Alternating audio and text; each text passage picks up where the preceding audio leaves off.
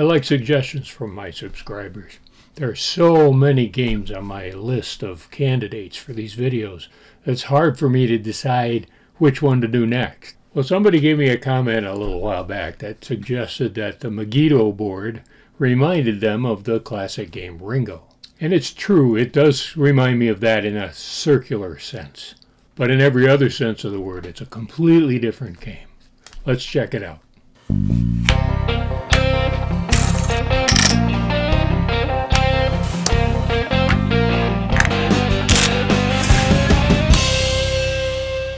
In 1915, Freidrch Kleissl applied for a U.S. patent on new and certain improvements in games. At the time, he was a subject of the Emperor of Austria. He was living in Pola, and he was a lieutenant in the Austrian Navy. He was assigned to a naval parts depot there. He was listed as a casualty in 1914 in the Great War.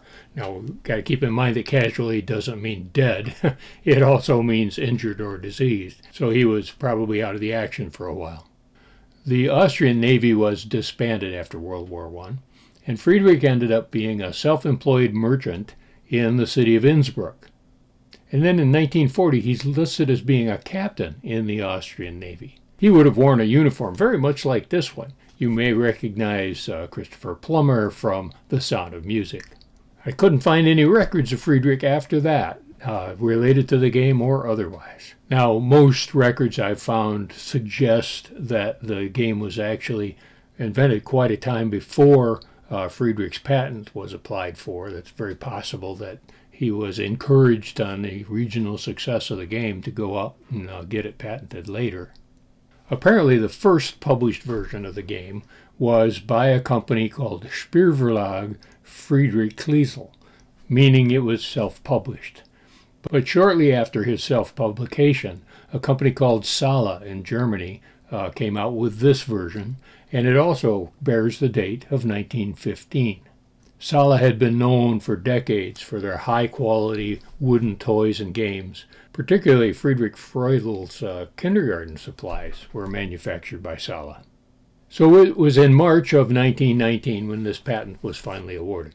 The U.S. patent is very, very thorough. As you can see here, Freidrich and his lawyers documented many, many variations on the board layout, on the configuration of the pockets or holes or spaces, on the type of pieces that could be used, everything from printed discs to full sculpted figures for the pieces. And not only was he that thorough in his U.S. patent, but there was also a patent in Switzerland, and there may have been others as well.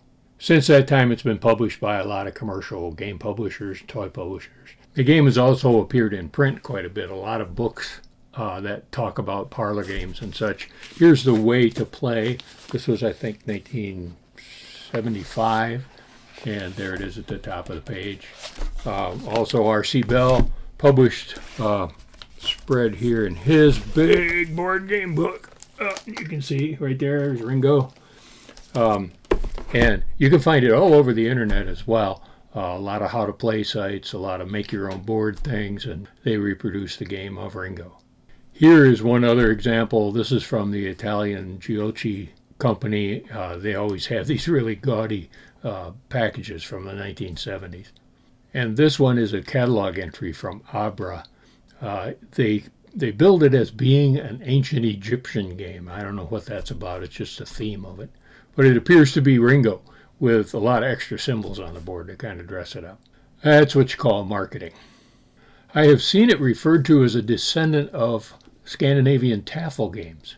And it is a little like that. I can see there's a defender, there's an attacker, their goals are different, and the numbers of pieces that you manipulate are different. So I can see that similarity.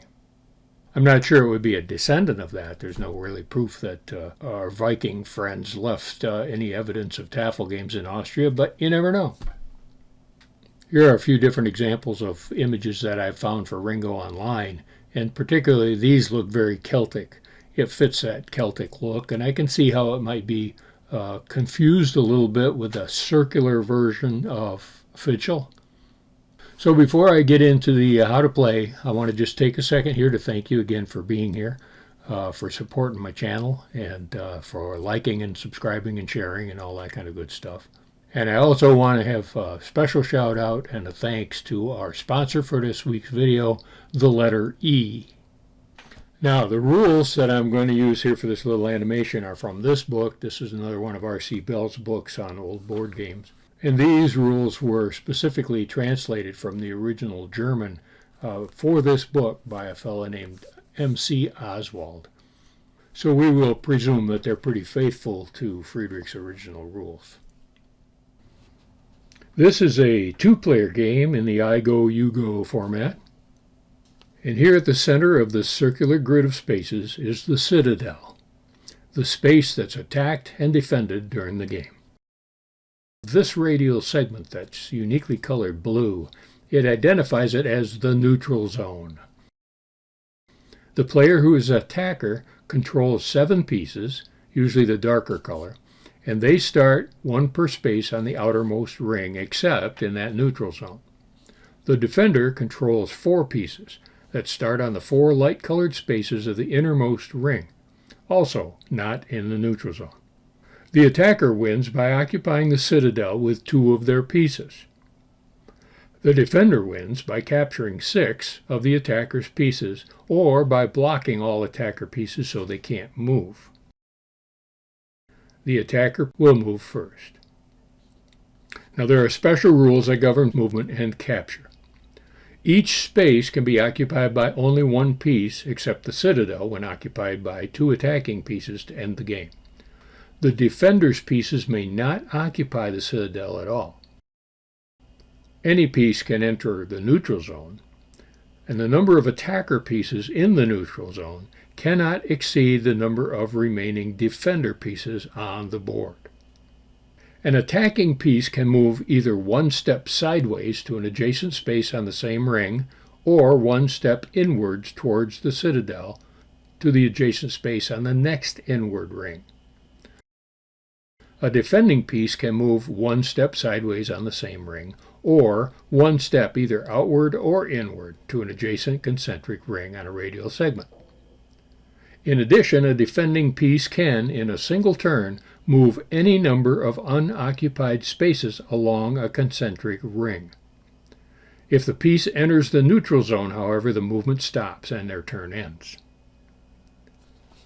Both attacker and defender pieces can capture an opponent piece with a short leap, similar to checkers or drafts. Attacking pieces can jump only inwards towards the citadel. Defending pieces can jump in or out. A defending piece can capture an attacking piece on the same ring by a long leap, jumping over any number of unoccupied spaces to the empty space immediately beyond its victim. But wait, there's more. Both attacking and defending pieces can also capture an opponent piece by displacement, by ending a move on the same space as the opposing piece. Capturing is not compulsory, and only 1 piece can be captured on a single turn. A captured piece is immediately removed from the game. Pieces in the neutral zone are, as you might expect, immune from capture. Both attacking and defending pieces can enter the neutral zone as part of a capturing move, but none can leave the neutral zone to execute a capture. An attacking piece can enter the citadel as a capturing move. A defending piece can capture an attacking piece that's lying in the citadel by leaping over the citadel to the empty space immediately opposite. There are a couple of important strategic points. The attacker should make use of the neutral zone to organize an assault on a citadel in safety. The defender should try to leave 1 piece on the innermost ring to defend the citadel. Now, a lot of this is going to sound very familiar because if you've been watching my videos lately, another game called Spider and the Fly was patented in 1901 by Frank Fuller in the U.S. I can't say really whether Freidrch Kleissl saw the Spider and the Fly in Austria, but he may have been inspired by such a thing. A lot of independent design work was being done around the world. Now, in the version of Ringo that is published in The Way to Play, there are some slight differences in the rules. They are Captures are performed only by the short jump, not by displacement. A defending piece can move only one space along a ring, not any number of spaces. In this version, both attacking and defending pieces can leave the neutral zone to execute a capturing move.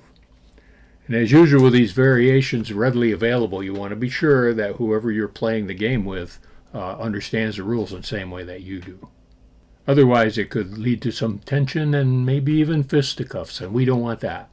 And now there again, you can't just say, let's go play a game of Ringo. The name Ringo has been applied to a lot of different kinds of games over the years. Let me give you a few examples here. This is the 1930s Ringo circus game from Spears Games. In the 1950s, Ringo from Acme Game Company was a dexterity game, basically ring toss. In the 1960s, Mickey's Ringo from Spears Games was also kind of a ring toss game. In 1960, Johnny Ringo from Transagram. Of course, this was a license from a TV show. It had nothing to do with rings as much as that was just his name. And on another unrelated subject, in 1964, Ringo was the name of a hit single from our old friend Pa Cartwright. Lorne Greene actually had a hit record with this song called Ringo. And in 1966, Ringo played chess. Now in 2017, a fellow named Julian Griffin came out with a game called Ringo. 2018, the game Ringo was published by Steffenspiel. This is the Ringo that comes up when you search for it on Board Game Geek because it's currently in publication. And then in 2004, there's this Ringo, which goes by other names. I've heard it called just Bull Ring, but this one is quite a popular pub game. As I noted, there's several different ways that you can get a hold of a Ringo board online, download and print and play stuff, but there's also some versions available at Etsy and the Game Crafter. So very soon now, I hope you can link on over to the NewVenture website and get yourself a copy. As soon as our Ringo is available, I'll be putting it in the show notes here so you can get to it. It may be a few months from the date that this video goes live, but we have that on our production list, hopefully to get to later this summer. So if you want to wait on us just for a little while, get your Ringo from NewVenture Games. You'll be glad you did. And remember that we are here to help you be sure to play every day.